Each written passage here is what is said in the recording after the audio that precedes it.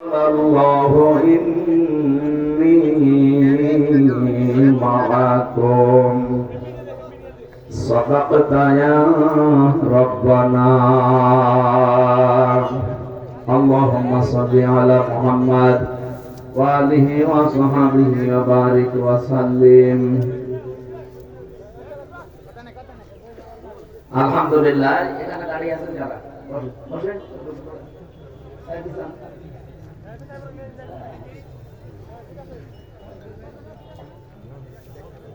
ময়মনসিংহ জেলার ফুলবাড়িয়া থানার অন্তর্গত বাইতুত তাকওয়া জামে মসজিদের উদ্যোগে ঐতিহাসিক ইসলামী মহাসম্মেলনের সম্মানিত সভাপতি জনাব আলহাজ মাওলানা হেলালুর রহমান সাবেক প্রিন্সিপাল ভবানীপুর ফাজিল ডিগ্রি মাদ্রাসা সহ সভাপতি জনাব মাওলানা মুফতি আবু আইয়ুব আনসারী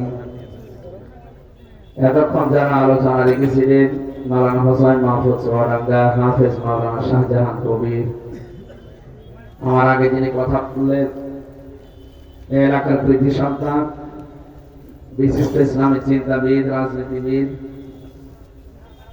জনাব অধ্যাপক জসিমউদ্দিন আতাল্লাহু উমরাহু ওয়া বারাকাল্লাহু ফি হায়াতি বলেন আমিন আমিন কোথায় বাবা যাচ্ছে হ্যাঁ গায় তো দিনে যায় তার বাবা দেখতে যাবে যুবক মানুষ কে ফ্যানের ব্যবস্থা করতে ভালো না 2-3 মিনিট দেব তারপর মঞ্চে বসা ওলামায়ে কেরাম সামনে বসা মুসলমান ভাইরা পর্দার আড়ালের সম্মানিত মা এবং বোনেরা ভাইরা এসেছে প্রশাসনের ভাইরা প্রাণপ্রিয় মোমেন শাহীবাসী আল্লাহর দরবারে শুকরিয়া জানাচ্ছি যিনি কোরআনের জন্য এই সময়টা ব্যয় করার সুযোগ দিলেন আলহামদুলিল্লাহ আলহামদুলিল্লাহ বিশাল একটা জগদ্দল পাথর আমাদের বুকের উপর থেকে নেমে গেছে আমি জাহিলিয়াতের পাথর মানে মন খারাপ করলো এটাই বাস্তব ১,৫০০ বছর আগে একটা পাথর নবীজির পিঠকে বাঁকা করে রেখেছিল ওটার নাম হচ্ছে আমি জাহিলিয়াতের পাথর ওরা যা যা করতো ঠিক তাই তাই দেখলাম ১৫.৫ বছরে করা হচ্ছে আয়না ঘরের কথা নাম শুনলাম আমি নিজে তো কিছুদিন ছিলাম দেখেছি বাস্তবতা মানুষ এত নিষ্ঠুর হতে পারে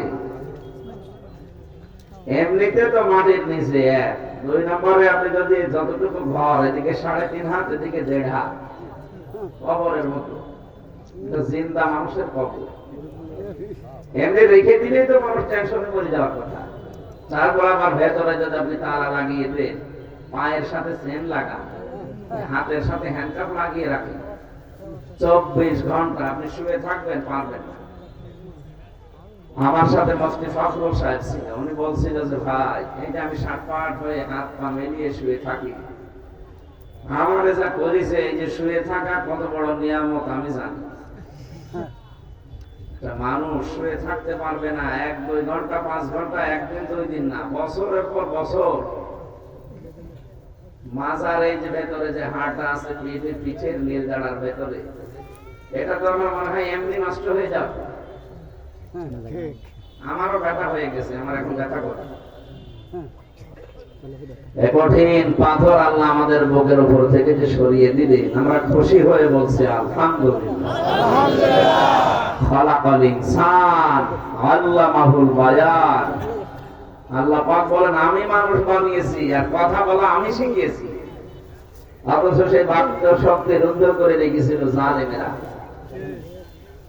বিজ্ঞান এখন জানাচ্ছে মানুষের কথা বলে এই কণ্ঠের ভেতরে 27টা স্তর আছে এতগুলো ধাক্কা স্তর পার হয়ে একটা কথা তৈরি হয় আর সেইটা জালেমরা বন্ধ করে রেখেছিল আমার কথা বলার ক্ষমতা কি জালেমরা দিয়েছে না আল্লাহ দিয়েছে আল্লাহর এই নিয়ামতের উপরে যারা হাত দিয়েছিল এরা জালেম না কথা বলে না যেখানে যে জিনিস রাখা দরকার ওটা ওই জায়গায় না রেখে অন্য জায়গায় রাখলে সেটা হয় জুলুম কথা বুঝতেছে? এই যে টুপিটা রাখা দরকার মাথায়, এটা যদি কেউ পায়ের কাছে রেখে দেয় এটা টুপির উপরে জুলুম। এই যে স্যান্ডেল আমার পায়ের কাছে, এটা যদি কেউ মাথায় রাখে সব সময় এটা স্যান্ডেলের উপরে জুলুম। কথা বুঝতেছে? তাহলে আমি যে কথা বলবো এটা আল্লাহর দেওয়া নিয়ামত, একটা বাক শক্তি, আকেল শক্তি, ঘ্রাণ শক্তি, এগুলো আল্লাহ আমাকে দিয়েছে। এগুলো যারা রুদ্ধ করে রাখে, যারা বন্ধ করে রাখে, এরা এক প্রকার জালেম। এই জুলুম থেকে আল্লাহ যাদের কণ্ঠনালী ছেড়ে দিয়েছে, কথা এতদিনও বলতাম কিন্তু মন খুলে বলতে পারতাম না। এখন যারা কথা বলতে সত্যিই পারে, জবান খুলে বলেন আলহামদুলিল্লাহ। দরুদ আর সালাম পড়ছি আমাদের নবী মুহাম্মদুর রাসূলুল্লাহ সাল্লাল্লাহু আলাইহি ওয়াসাল্লামের প্রতি। ওরা কোরআন শরীফ পড়তে গিয়ে আমাদের আরবি অক্ষর যে কয়টা লাগে আমরা দেখেছি, প্রতিটি অক্ষরে আল্লাহ পাক নবীকে ডাক দিয়েছে। আলিফ দিয়ে আল্লাহ জানাতে চেয়েছেন আহমদ, আমার নবী প্রশংসিত। বা দিয়ে আল্লাহ পাক বলেন আমার নবী বাশীর, তিনি সুসংবাদদাতা। তা দিয়ে আল্লাহ পাক জানিয়েছেন আমার নবী মুত্তাকি, পরহেজগার। সা দিয়ে আল্লাহ পাক জানিয়েছেন আমার নবী মুদাফফির, কম্বলওয়ালা। জিম দিয়ে জানিয়েছেন আমার নবী জামিল, সুন্দর। হা দিয়ে তিনি জানিয়েছেন আমার নবী হামিম, অন্তরঙ্গ বন্ধু।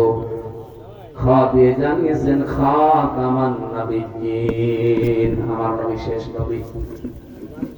একটা একটা অক্ষরের শেষ অক্ষরে যে দেখবেন আল্লাহ ডাক দিয়েছেন ইয়া দিয়ে, ইয়াসিন। আল্লাহ পাক বলেন হে নেতা,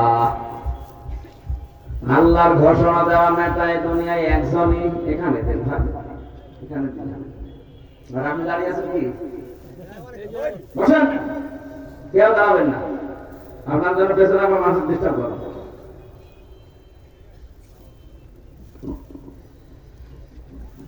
যে কথা বলছিলাম, প্রতিটি অক্ষরে আমাদের নবীকে আল্লাহ এত উপরে তুলেছেন। ইয়াসিন শব্দটা আমরা অনেকে পড়ি, মনে করি ইয়াসিন কোরআন সূরা পড়লে 10 খতম কোরআন শরীফ পড়া সওয়াব হয়। হ্যাঁ, এর ভিতরে 86টা আয়াত আছে। প্রতিটি আয়াতে আল্লাহ কম বেশি আমাদেরকে কিছু না কিছু শিক্ষা দিতে চেয়েছেন। এগুলো যদি আমাদের প্র্যাকটিক্যাল লাইফে থাকে, তাহলে আপনি ইয়াসিন পড়লে 10 খতম না আরো বেশি সওয়াব পাবেন। আর আপনি ইয়াসিন পড়লেন, পুরো 76টা আয়াত শেষ করলেন, একটা শিক্ষা আপনি মানেন না, আপনি সওয়াব দিয়ে কি করবেন? আল্লাহর ঘোষণা প্রথমেই ছিল ইয়াসিন, হে নেতা। আল্লাহর এই ঘোষণা দেওয়ার নেতা যারা মানেন না, ইয়াসিন কি কি বলে পড়েন আপনি ইয়াসিন?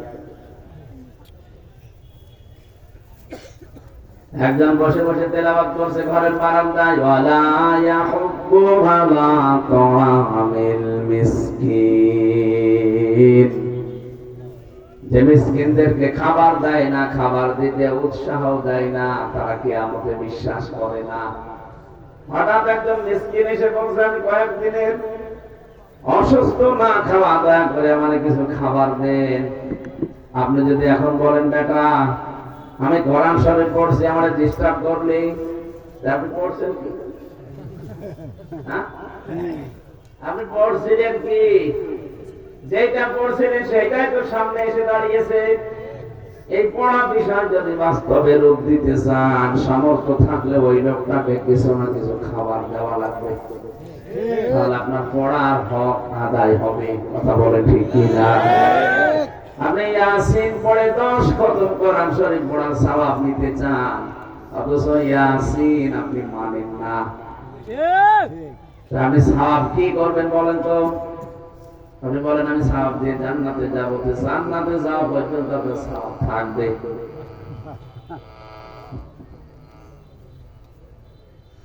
এবার আসেন মূল প্রশ্নে।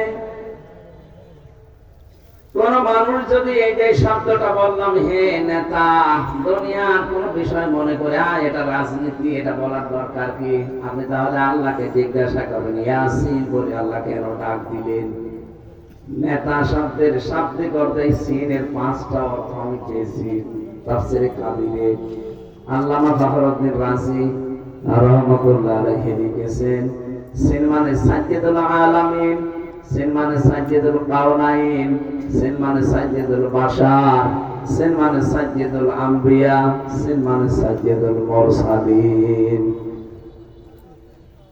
এক একটা শব্দের ভেতরে হাজার হাজার কথা আছে। আমি মূল কথাটা বলছি, আল্লাহর ঘোষণা দেওয়া নেতা কিন্তু একজন। তাকে বাদ দিয়ে যদি পৃথিবীর অন্য কোন নেতাকে আপনি অনুসরণ করেন, আপনি নিশ্চিত বিশ্বাস করতে পারেন আপনি জাহান্নামী। বিশ্বাস করছেন? এই জামানায় এখন যদি মুসা আলাইহিস সালাম আসে, হযরত ঈসা নবী যদি দুনিয়ায় এখন চলে আসে, আর দুনিয়ার কোন মানুষ যদি মুহাম্মদুর রাসূলুল্লাহর আদর্শ ছেড়ে দিয়ে মুসা নবী ঈসা নবীর পেছনে দৌড়ায়, সে নিশ্চিত জাহান্নামী। বলেন তো, নবীদেরকে যদি এখন আল্লাহ পাঠায় তাদেরকেও মানা যাবে না, কারণ সব নবী এখন শেষ, এখন শেষ নবীর জামানা। প্রশ্ন আসতে পারে, শেষ নবী তো নেই, নেই, কিন্তু তার রেখে যাওয়া আদর্শ আছে, তার নায়েবে রাসূল আছে। এই যে আল উলামা ওয়ারাসাতুল আম্বিয়া, যারা আলেম তারা নবীদের ওয়ারিস, উত্তরাধিকারী, নায়েবে রাসূল, স্থলাভিষিক্ত। এই হাদিস আমি বানালাম, বলেন বলেন না। কোরআনে কারীম সূরা নিসা 59 নম্বর আয়াতে পাবেন, ইয়া আইয়ুহাল্লাযীনা আমানু আতিউল্লাহা ওয়া আতিউর রাসূলা ওয়া উলিল আমরি মিনকুম। ওহে যারা ঈমানের দাবি করো, তাদেরকে বলছি আমি আল্লাহর আনুগত্য করো, আমার রাসূলের আনুগত্য করো, আর তোমাদের ভেতরে যারা উলিল আমর নেতা আছে তাদেরকে মেনে চলো। আয়াতটা বলার ক্ষেত্রে দেখেন, আতিউ এটা ফেল, এটা ভাব, এটা ক্রিয়া। এই শব্দটা আল্লাহ নিজের নামে আর রাসূলের নামে লিখেছেন, কিন্তু উলিল আমরের আগে আল্লাহ শব্দটা দেননি। আমি যতগুলো তাফসীর মিলিয়েছি, মুফাসসিরিন کرام সব এই আতিউ এর ব্যাখ্যা করেছেন এইভাবে, আল্লাহ রাসূলকে মানা লাগবে, কোনো প্রশ্ন করা যাবে না। কথা বলে না কেন? আল্লাহ রাসূল বাদ দিয়ে পৃথিবীর কাউকে যদি কিয়ামত পর্যন্ত কেউ নেতা মানতে চায়, আদর্শ মানতে চায়, মাস্ট বি দেখা লাগবে ওই লোকটা আল্লাহ রাসূলকে মেনে চলে কিনা। কয়েকবার আমি রিপিট করলাম, হয়তো অনেকের খারাপ ধারণা আসতে পারে যে কি আসলাম আর কি বলে। আরে ভাই, আপনাকে আমি বাঁচাতে চাচ্ছি। সূরা হুদ 98 নম্বর আয়াত, 12 নম্বর পারা, 12 নম্বর পৃষ্ঠার 1ম নম্বর লাইনে আছে।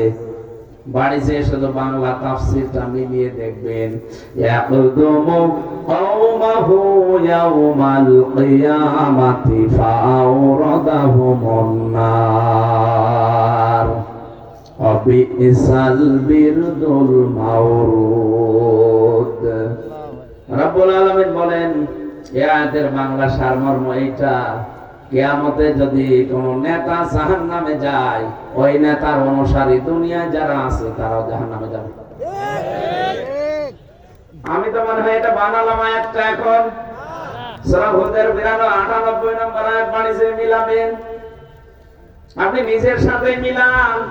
আপনি যে নেতার আদর্শ মতো চলেন, যাকে আপনি নেতা বলে মিছিল করেন, বলেন তো ওই লোকটা যদি জাহান্নামে যায়, মাস্ট বি ওই দলে যারা আছে সবাইকে জাহান্নামে যাওয়া লাগবে। এই জন্য আত্মীয় শব্দটা খুব গুরুত্বপূর্ণ, মারাত্মক। এটা দেখা লাগবে আমি যাকে মেনে চলি ওই লোকটা আল্লাহ রাসূলকে মেনে চলে কিনা। যদি মেনে চলে তাকে মেনে নেওয়া কিন্তু ফরজ। আর যদি দেখি না এই লোকটা আল্লাহ রাসূলকে মানে না, ও যদি আমার বাবাও হয়, ওকে মেনে নেওয়া জায়েজ নেই। কারণ আমার বাবা জাহান্নামে গেলে তো আমি তার সাথে যেতে পারি না। কথা বলেন না কেন? আপনি যাবেন বাবার সাথে? এই জন্য আল্লাহর ঘোষণা দেওয়ার নেতা আমি আশা করি কি বোঝাতে চাই, আপনি বুঝেও ফেলেছেন। আল্লাহ রাসূলকে মেনে চললে সে আত্মীয়, না হলেও সে আমার নেতা।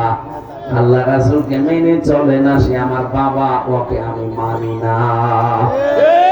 সাফ কথা বললাম, এরপরেও যদি কেউ বলেন না আমি এখনো বুঝি নাই, এদিকে আসেন, এদিকে আসেন। আপনি যদি এখনো না বোঝার ভান করে থাকেন, এদিকে আসেন।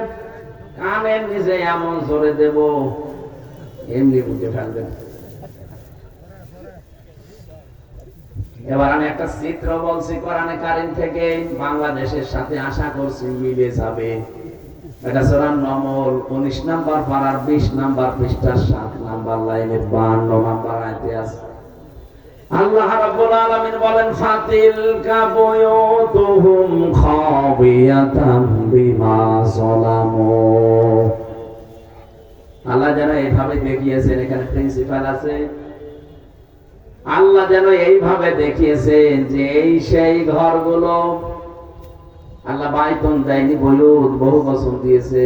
আল্লাহ বলেন এই সেই ঘরগুলো, নবী আপনি একটু দেখেন না, খাবিয়াতান, আমি জনশূন্য করে দিয়েছি, পরিত্যক্ত বানিয়ে দিয়েছি, বিমা যালামু, এদের জুলুমের কারণে। আয়াতটাতে কত বাস্তব। 2024 সালের 5 আগস্টে বিকাল 5টা বাজতে বাজতে আমি নিজে দিকে ফিরেছি। আপনি বিশ্বাস না করলে আমাদের কুষ্টিয়ার হানিফ সাহেবের বাড়ি যান, এখন জনশূন্য হয়ে গেছে বাড়িটা। এখন পরিত্যক্ত, মানুষ ইট পর্যন্ত খুলে নিয়ে চলে গেছে, অথচ 5 তারিখের আগে ঘরে কি না পড়ছিল।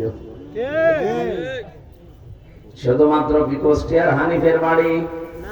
সারা বাংলাদেশের 630টা থানা আছে, কম বেশি প্রায় জায়গায় আমি গেছি। জালেমদের বাড়ি প্রায় জায়গায় একই অবস্থা। আল্লাহ রাব্বুল আলামিন বলেন, ফাকুতিয়া দাবিরুল কওমিল্লাযিনা যালামু, জালেমদের শিকড় কাটা হয়ে গেছে। কতিয়া, এটা মসল ফাইল জানা নেই, কেটেছে কে কেউ জানে না। সারা দেশে জালেমদের এই বাড়ি ঘর অফিস, এদের সব কিছুতে ধ্বংস হয়ে গেল, ওজার গৃহ হয়ে গেল, পরিত্যক্ত হয়ে পড়ে আছে। ধানমন্দির ওই বাড়িটা, ওটা এখন কোন টয়লেট হয়ে গেছে। কি কথা বলছেন? আমি কয়েকদিন আগে গিয়ে দেখি কেউ এদিকে কেউ এদিকে কেউ এদিকে, মনে হচ্ছে জামাত কত টয়লেট চলছে। আল্লাহ এমনিতে এগুলো করে দেয়নি, বিমা যালামু, ওদের জুলুমের কারণে। কারণ যেই জায়গায় বসে জালেমরা জুলুমের ষড়যন্ত্র করে, ওই জায়গাটা পর্যন্ত আল্লাহ অভিশপ্ত করে দেয়। এদের এত বড় শিকড় আল্লাহ যদি কেটে দিতে পারেন, কি শিকড় গেড়েছিল দেখেছেন আপনি? ইউনিয়নের চৌকিদার থেকে শুরু করে একেবারে সংসদ পর্যন্ত প্রতিটি জায়গায় জালেমদের লক সেট করা ছিল। এটাকে আমি বানালাম না, আমি নিজে দেখেছি। রিমান্ডে আমার এইভাবে অত্যাচার করেছিল, মনে হচ্ছে যে একেবারে সব ওর বাপদাদার, কাউকে দুনিয়ায় মানে না। তার মানে ওদের ওই রকম শিকড় গাড়া ছিল, এত গভীর পর্যন্ত রাখিয়েছে যে আল্লাহকে পর্যন্ত ভুল ধরতো। রিমান্ডে আমারে মাঝে মাঝে বলতো আল্লাহর ভুল হয়েছে। কোনটা? পুরুষ মানুষ 4টে বিয়ে করবে আর মহিলা একটা বিয়ে করবে, এইটা আল্লাহর ভুল হয়েছে। ওদের শিকড় কত নিচে থাকলে কথা বলতে পারে বলেন তো? অথচ নাম সব মুসলমান। শেখ ইমরান, আতিকুর রহমান ভৈয়া, জাহিদ হোসেন, আব্দুল মান্নান, আসাদুজ্জামান, কি সুন্দর নাম না? এগুলো সব নাস্তিকদের কাছ থেকে ট্রেনিং নিয়ে, শিক্ষা নিয়ে, জঙ্গিবাদের নাম নিয়ে দেশে একটা আলেমদের ওপর অত্যাচার কি করে করা যায়, ইসলাম পন্থীদের দামন করে রাখা যায়, এই ট্রেনিং নিয়ে তারা এসেছিল। আল্লাহ রাসূলের ভুল ধরতো, হামজা তো অনেক দূরের কথা। কি শিকড় গেড়েছিল ওই সময়, মাঝে মাঝে ভাবতাম আল্লাহ সূর্য মনে হয় আর উঠবে না, কিন্তু আল্লাহ যে হঠাৎ এভাবে আমাদের সূর্য উঠিয়ে দিলে আমরা নিজেরাও জানি না। আল্লাহ পাক বলেন জালেমদের শিকড় কেটে ফেলা হয়ে গেছে, কে কেটেছে কেউ জানে না। হানিফের এই বাড়ি কে ভাঙলো এখনো পর্যন্ত কেউ জানে না। মনে হচ্ছে ফেরেশতা আবাবিল এসে পাঠিয়েছে। পায়খানার প্যান্ট পর্যন্ত খুলে নিয়ে চলে গেছে। এ পর্যন্ত আল্লাহ তো শেষ করেননি। এরপরে আমাদের বিষয়, আমাদের জন্য আল্লাহ কি বলেন? ইন্না ফি যালিকা লায়াতাল লিকাউমিন ইয়ালামুন। অবশ্যই এর ভেতরে শিক্ষা আছে। লাম আছে, লামে তাকিদ। আল্লাহ বলেন অবশ্যই এর ভেতরে শিক্ষা আছে তাদের জন্য যারা জ্ঞানী মানুষ। আমরা যেহেতু নিজেদেরকে জ্ঞানী মনে করি, আমাদের শিক্ষা নেওয়া দরকার। এদের এত বড় 15 বছরের শিকড় যদি আল্লাহ সব মূল উৎপাদন করে দিতে পারে, একেবারে শিকড় থেকে তুলে ফেলতে পারে, আপনি টাকা আমরা পরিচয় দেওয়ার মতো মুখ রাখে নাই। তাহলে আপনারা যারা অনেকে মনে করছেন সামনে আমরা চেয়ার পেলে দেখেন কি করে, কি করবেন, এখনই তো আরম্ভ অনেকে করে দিয়েছেন। আগস্টের 5 তারিখের পরে অনেকের চরিত্র জনগণের কাছে প্রমাণিত হয়ে গেছে যে এরা থালা হাতে পায়নি, তাই এই করে। থালা হাতে পেলেও কি করবে? আর গোয়েন্দা বিভাগ, প্রশাসন, আর্মি যারা আছে, আমি বহু মানুষের সাথে এখন কথা বলি, মিশি, দেখেছি। সাবধান থাকেন, আপনার কিন্তু সব তারা পর্যবেক্ষণ করছে। আগস্টের 5 তারিখের পর থেকে এই ডিসেম্বরের 24-25 তারিখ চলছে আজ, এই 24 তারিখ পর্যন্ত সব কিছু কিন্তু ওদের নখদর্পণে আছে। কোন ফেরেশতা কোন জায়গায় কি করছে।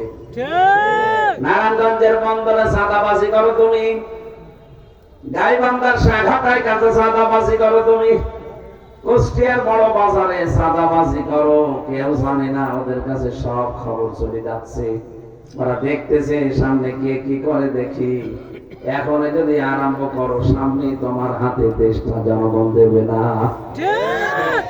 দেবে কাদের কাছে? যারা ঘোষণা দিয়ে দিয়েছে যে ক্ষমতায় যদি ইসলাম যায়, সর্বপ্রথম এই দেশে বন্ধ হবে চাঁদাবাজি আর দুর্নীতি। আমির জামাত ডাক্তার শফিকুর রহমান হাফিজাহুল্লাহ উনি কয়েকদিন আগে ঘোষণা দিয়েছে, বাংলাদেশে আমরা যদি একজনও বেঁচে থাকি, এদেশে চাঁদাবাজি আমরা যেমন করি না, কাউকে করতেও দেব না। এটার পক্ষে দেশের মানুষ নেই। আপনি যা করছেন আপনার পক্ষে শয়তানকেও খুঁজে পাবেন না। কথা বলছে না? এখানে মোড় কিন্তু ঘুরতেছে, আপনারা চরিত্র পাল্টান। জালেমদের এত বড় শিকড় আল্লাহ যদি কেটে দিতে পারে, আপনি কোন মহারথী? ভাবতেছেন আমি উঠি দাঁড়ান কি করে, কি করবেন? যদি সত্যি আপনার এরকম মন মানসিকতা থাকে যে আমি ওদের মতো মেরে কেটে খাবো, 5 বছর পরে আপনার বাড়িও শ্মশান হয়ে যাবে। এই শিক্ষা আমরা এখন থেকে নেওয়া শুরু করি, না তো অনেক দেরি হয়ে যাচ্ছে। মাত্র 15 জন মানুষ, 100 জনের মাত্র 15 জন চাইতো এদেশে কোরআন কায়েম হোক। আগস্টের 5 তারিখের আগের রিপোর্ট, মাত্র 100 জনের 15 জন মানুষ বলতেছে ইসলামে দেশে কায়েম হোক। কিন্তু এখন এই 3 মাস 4 মাসের ব্যবধানে রিপোর্ট বের হচ্ছে, দেশে এখন 100 জনের 58 জন মানুষ চাচ্ছে দেশে কোরআনের আইন জারি হোক। এটা এমনি হয়নি।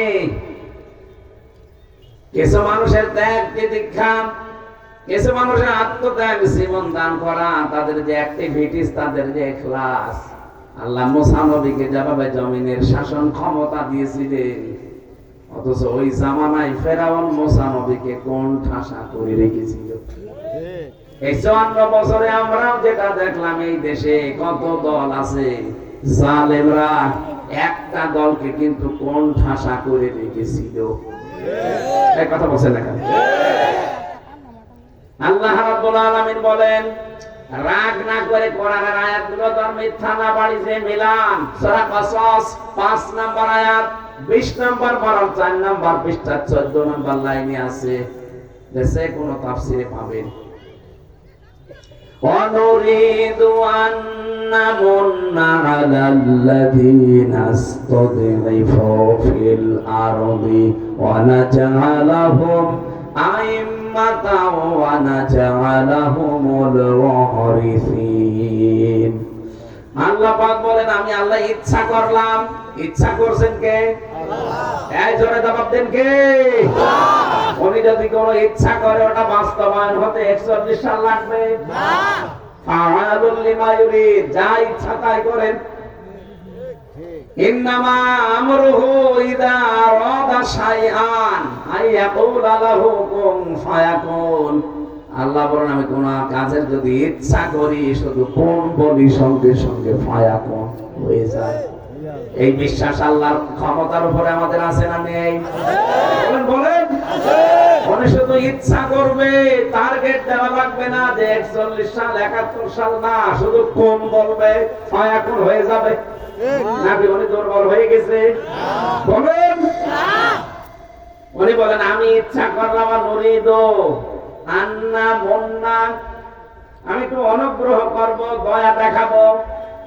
আলাল্লাযিনা ইসতাদঈফু ফিল আরদি তাদের উপরে যাদেরকে এই জমিনে দুর্বল করে রাখা হয়েছিল অপদস্থ অপমান জুলুম নির্যাতন কোণঠাসা করে রেখেছিল ফেরাউন আমি চাইলাম আমি ইচ্ছা করলাম ওই দলকে জমিনের ইমাম বানিয়ে দেই ওয়ানা জাআলাহুম আইম্মাতান আমি আল্লাহ চাইলাম তাদেরকে জমিনের মানুষের জন্য ইমাম বানাবো নেতা বানিয়ে দেব ওয়ানা জাআলাহুমুল ওয়ারিসিন তাদেরকে আমি জমিনের শাসন ক্ষমতা উত্তরাধিকারী বানাবো অনুমাক্কিনা লাহুম ফিল আরদি জমিনের শাসন ক্ষমতা তাদেরকে আমি আল্লাহ দিয়ে দিলাম অনিরিয়া ফিরআউনা ওয়া হামানা ওয়া জুনুদাহুমা মিনহুম মা কানু ইয়াহদারুন আমি আল্লাহ দেখাতে চেয়েছি ফেরাউনকে হামানকে আর তাদের সৈন্য বাহিনীকে তারা যাদের সবচেয়ে বেশি ভয় পেত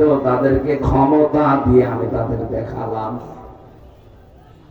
ওই জামানায় ফেরাউন হামান তাদের লোকজন ভয় পেত সবচাইতে বেশি মুসা নবীর দলকে কথা বলেন ঠিক কিনা আল্লাহ তাদের চোখের সামনে এটা দেখিয়েছেন আমার তো এই আয়াত দুইটা পড়ার পরে 100 ভাগ বিশ্বাস হচ্ছে এখন এই ওটা কোন কারণ আপনি হ্যাঁ এবার হাত ধরে জিজ্ঞাসা করেন তো কি কোন কারণ হচ্ছে এটা ঠিক বলে ওই যে ধরবো হবে আপনাদের বলে দিল না ঘোষক যে এখানে নামাজ হবে শুধু প্রসাব পায়খানা বাদ দিয়ে যদি কেউ এমনি ভালো লাগছে না এই কথা মনে করে উঠে যান আপনার কিন্তু সমস্যা হবেই মানে আমি কি আমার বাবার কথা একটাও বানিয়ে বলেছি বলেন আপনি যদি ভুল প্রমাণ করতে পারেন আলেমকে জিজ্ঞাসা করেন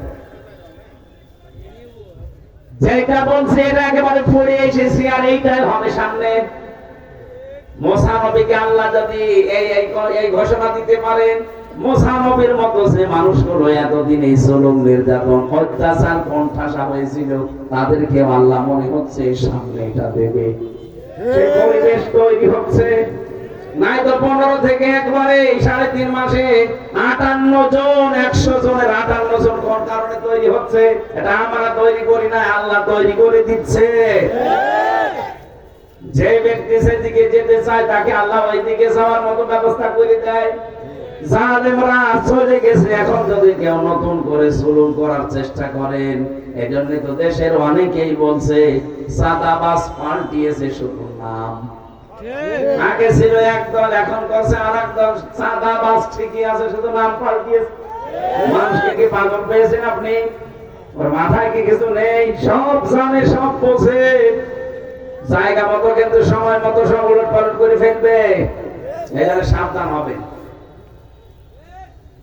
আমি যে আয়াত দুইটা পড়লাম সূরা কসসের 5 আর 6 আমার মনে হচ্ছে আল্লাহ যেন সামনে এটা দেখাবে কারণ আলেমদের ধারণা আল্লাহ ভুল করে না আমি তাকান আলেমরা যা ধারণা করেছিল কোরআনের পাখি আল্লামা দেলাওয়ার হোসেন সাইদি রহমাতুল্লাহ আলাইহি উনি শুধু বলেছিলেন এই দেশে জালেমরা ইঁদুরের গর্ত পাবে না আল্লাহ ঠিক মিলিয়ে দিয়েছে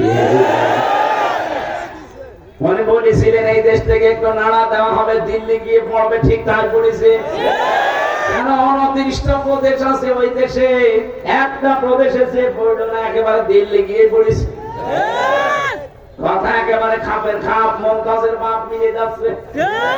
মানে আর একটা স্বপ্নের কথা বলেছিলেন, এই দেশে জালেমদের নাকের ডগায় কালেমার পতাকা পথ পথ করে উড়বে। আল্লাহ মনে হচ্ছে ওই স্বপ্ন সামনে বাস্তবে রূপ দিতে যাচ্ছে। আল্লাহ যেন এটা দেখে মরার তৌফিক আমাদের দেন, বলেন আমিন। আমি মুসা নবীর কথা বলছিলাম এই কারণে, ওই জামানায় সবচাইতে ভয়ঙ্কর জাতি ছিল মুসা নবীর বিরুদ্ধে যারা, এমনকি তার সাথে যারা ছিল তারাও ভয়ঙ্কর ছিল। এমন এমন প্রশ্ন করতো নবীকে যে আমরা আল্লাহকে দেখতে চাই।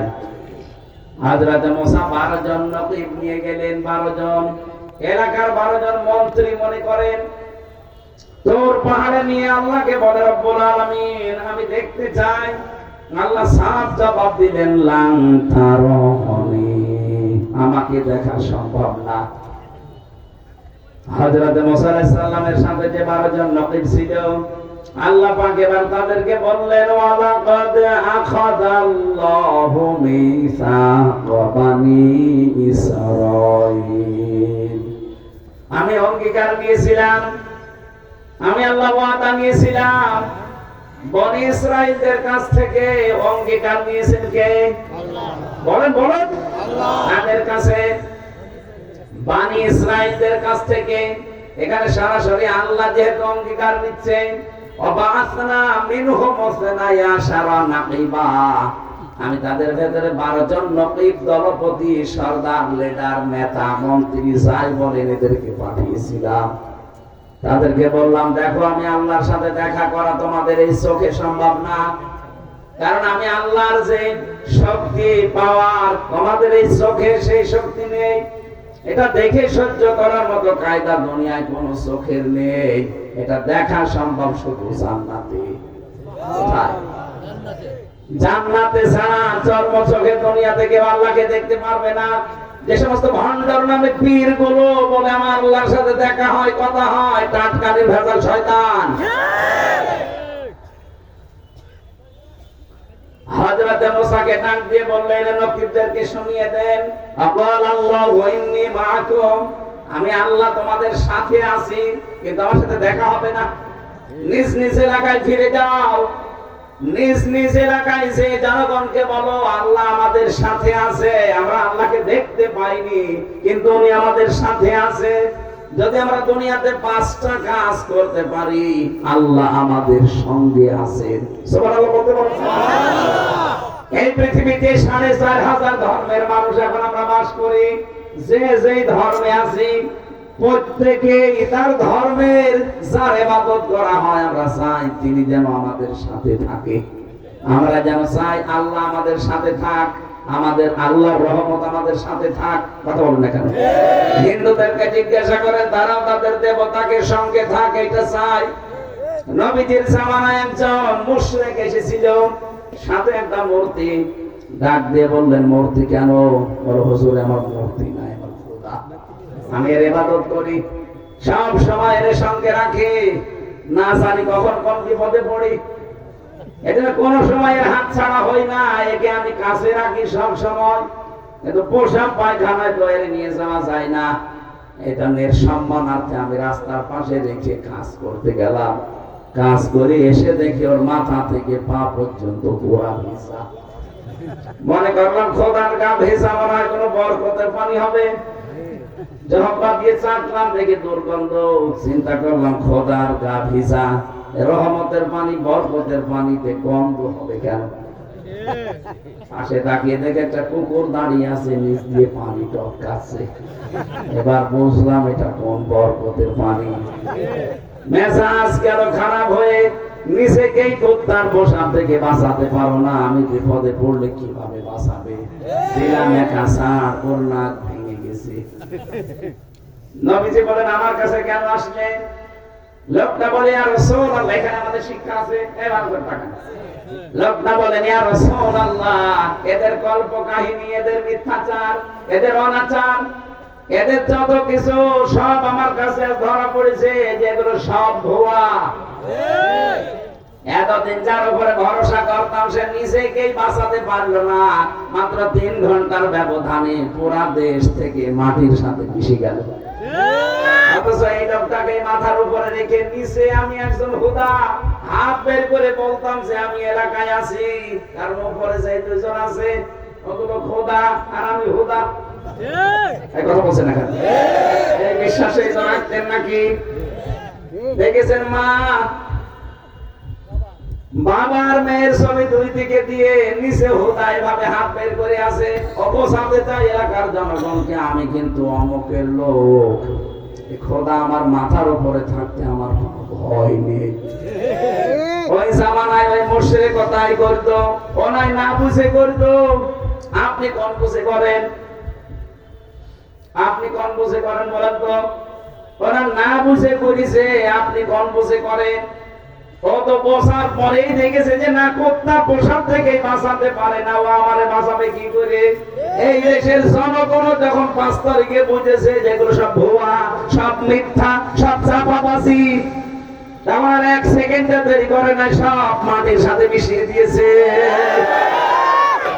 আমার কুষ্টিয়ার 5 রাস্তার মোড়ের ওই শয়তানটা খুব শক্ত ছিল, ওটা ভাঙা যাচ্ছিল না, এত শক্ত করে বানিয়েছে, শেষে বেগুন নিয়ে এসে দিয়েছে।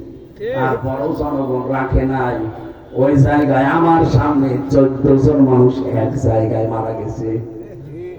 ওর পরের দিন 6 তারিখে সকালবেলা বাংলাদেশ জামাত ইসলামীর জেলা আমির অধ্যাপক আবু হাসেম কুষ্টিয়ার জেলা আমির ঘোষণা দিয়ে দিলেন, লক্ষাধিক মানুষ নিয়ে এটা আর মূর্তি চত্বর থাকবে না, এটা হয়ে যাবে আজকে শহীদ চত্বর। আমার ভাইরা, আমি যেটা বোঝাতে চাচ্ছিলাম, যে যে ধর্মে আছে ও ওই ধর্মের দেবতাকে ও চাই যে আমার সঙ্গে থাকতে, আমার ভয় নেই, চিন্তা নেই।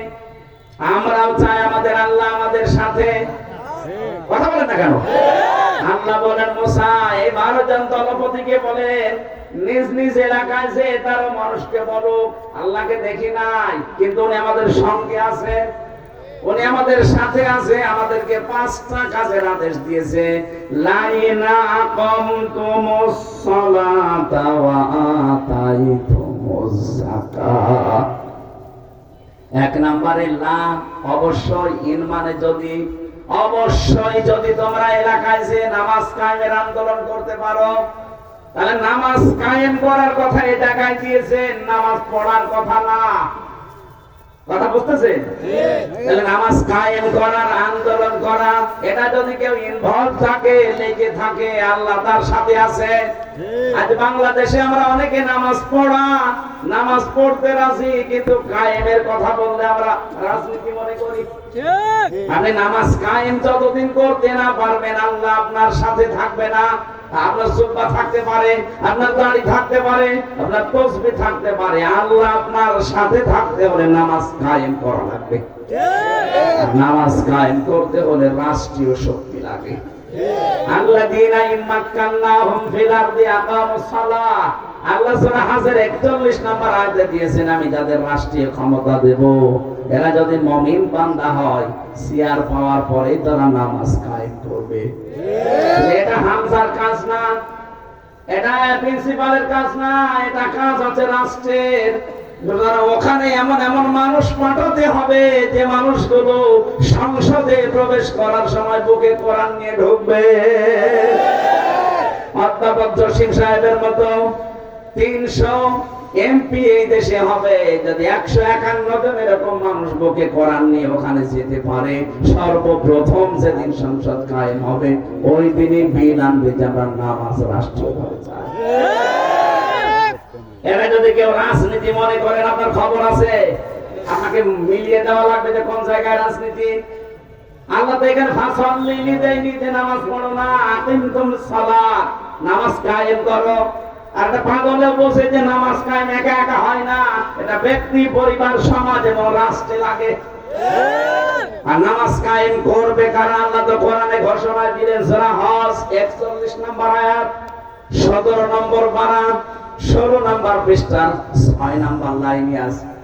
যত তাফসীর আছে বাংলাদেশে বাংলা ভাষায় বলেন, আরবিতে বলেন, পড়েন। নামাজ কায়েমের দায়িত্ব হামজার না, নামাজ কায়েমের দায়িত্ব রাষ্ট্রের। ওই রাষ্ট্র গঠন করতে হলে হামজাকে লাগবে, এক কথা বলছেন না কেন? সুতরাং আমরা এই দেশের 18 কোটি মানুষ প্রত্যেকে এক একজন করে হামজা বলেন, প্রত্যেকে এক একজন করে হামজা। সামনে যদি সময় আসে এমন মানুষকে আমরা পাঠাবো যে লোকটা সর্বপ্রথম দিন যে নামাজের বিল আনবে। এমন লোককে আমরা পাঠাতে চাই না যে লোকটা সর্বপ্রথম দিন যে ডাইলের বিল আনবে, আমরা ডাইল খেতে চাই। এরকম লোক নাই দেশে? আমরা বাবা খেতে চাই, মাল খেতে চাই। আপনি বলেন আমার একটা ভোটে আর কি হয়? কি হয় মানে মাইয়াশফা শাফাআতান হাসানাতান ইয়াকুল্লাহু কিফলুম মিনহা ওয়া মাইয়াশফা শাফাআতান সাজ্জিয়াতান ইয়াকুল্লাহু নাসিবুম মিনহা। সূরা নিসা 85 নম্বর আয়াতে আছে, কোন মানুষ যদি ভালো কাজের সুপারিশ করে ওই কাজটা ওই লোকটা করে যে সওয়াব পাবে, আপনি শুধু সুপারিশ করে ভোট দিয়ে রায় দিয়ে একই সওয়াব পাবেন। আপনার একটা ভোটের কারণে উনি যদি সত্যি এমপি হতে পারে, উনি যদি সত্যি সংসদে যেতে পারে, আর 151 জন জসিমউদ্দিনের মতো মানুষ যদি দাঁড়িয়ে বলে আমরা নামাজের বিল চাই, আজকে চাই, স্পিকার যদি বলে এটা চান কারা কারা, যদি 300-র ভেতরে 151 জন হাত তুলে ফেলে, ওই রায়টা কিন্তু বলবে জয়যুক্ত হয়েছে। পরের দিনের নামাজের ওয়াজ করা লাগবে না, মানুষ এমনি আজান হলে মসজিদে যে নামাজ পড়বে। কথা বলেন ঠিক কিনা? আমি ভোট দিয়েছিলাম মাত্র একটা, কিন্তু 18 কোটি মানুষ নামাজ পড়লে যে সওয়াব পাওয়া যাবে, সব আমি একাই পেয়ে যাবো। সুবহানাল্লাহ বলেন না? দুনিয়ার কাজ হয় কি করে? এটা তো আমার আখিরাতের কাজ। বল না, এটা রাজনীতি, এটা ভোট ভাগ। ভোট ভাগটা থেকে আছে, ভোট এই শব্দটা কোরআনে আছে, ইন্নাল্লাহা ইয়া'মুরুকুম আন তু'আদ্দুল আমানাতি ইলা আহলিহা। মারিফুল কোরআন তাফসীর খোলেন, আমানাত বহুবচন এই শব্দের ব্যাখ্যায় আল্লামা শফি লিখেছেন এখানে আমানাত মানে ভোট। কোরআন তো নিচে পড়ে না, বসে না, কেউ বোঝালে তাহলে উল্টা বসে।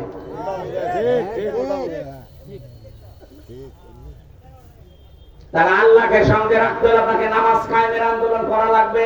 যারা করে তাদের সাথে থাকবেন, যদি না থাকতে পারেন বিরোধিতা করবেন না। আল্লাহ আপনার সাথে নেই, আর আল্লাহ সঙ্গে না থাকলে সঙ্গে থাকবে কে? আল্লাহ। ওমাইয়াশু আন যিকিরির রহমান নুকাইয়িদ লাহু শাইতানান ফাহুয়া লাহু কারিন। সূরা